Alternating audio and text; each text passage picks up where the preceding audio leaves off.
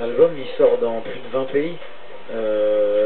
Dans un premier temps, il y a l'Espagne, l'Italie, les Pays-Bas, la Finlande, la Suède, la Norvège, le Danemark, le Mexique, le Brésil, l'Afrique du Sud, le Japon, la République tchèque, l'Ukraine, la Pologne.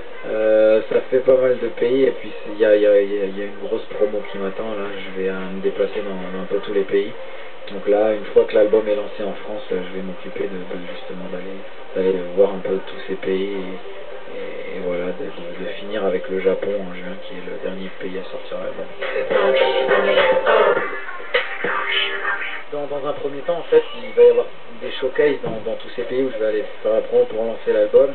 Il y a des concerts aussi en plein air pour des festivals qui sont prévus. Je sais que justement le 3 ou 4 juin, je suis au Mexique pour un festival en plein air. En mai, je suis en Suède, à Stockholm, pour un festival en plein air aussi, en Allemagne.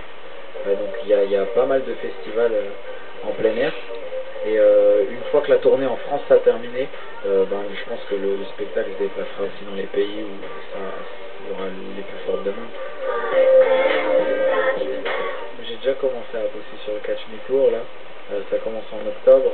On passe le 18 novembre à Bercy, on passe en Belgique, en Suisse, tous les Zéniths de France. Et ouais, j'ai déjà commencé à bosser sur le design. C'est vrai que la structure sera beaucoup plus lourde que sur la première tournée parce qu'on a plus de moyens.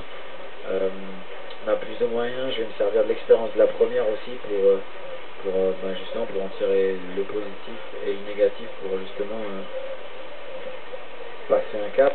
Et donc musicalement ce sera plus riche parce qu'on a rajouté des musiciens, des choristes.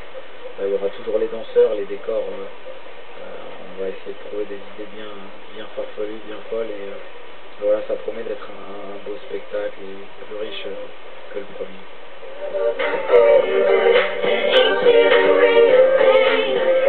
Que ce soit en ce moment, avant, j'ai toujours écouté Nerd.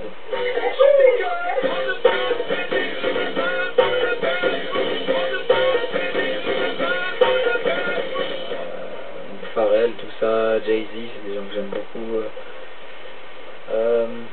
J'écoute plein de choses différentes quoi. Récemment, j'ai eu un coup de cœur pour Colbie Caillat. Je trouve ça vraiment mortel.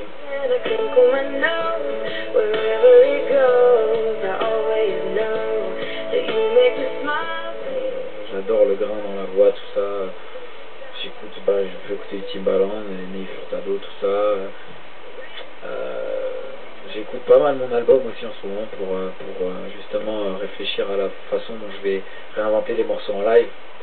Donc j'écoute pas mal aussi l'album pour trouver des idées par rapport au live, pour réfléchir au clip aussi déjà, à tout ça. Donc ouais, j'écoute en ce moment, ouais, j'écoute de la musique plus que jamais. Ouais.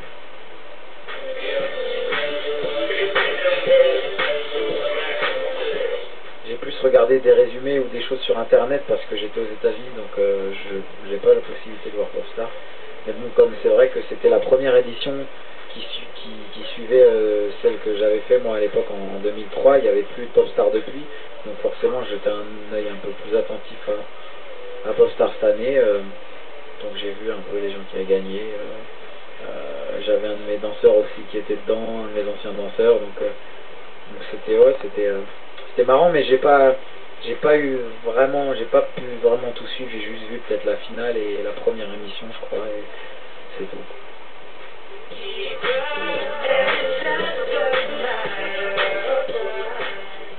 J'ai plus trop de contact avec les anciens membres du groupe.